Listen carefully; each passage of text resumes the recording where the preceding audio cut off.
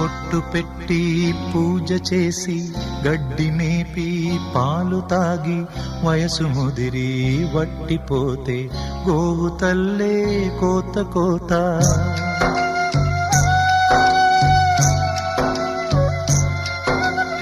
బొట్టు పెట్టి పూజ చేసి గడ్డి మేపి పాలు తాగి వయసు ముదిరి వట్టిపోతే గోవు తల్లే కోత కోత.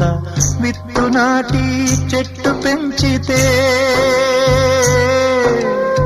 చెట్టు పెరిగి పళ్ళు పంచితే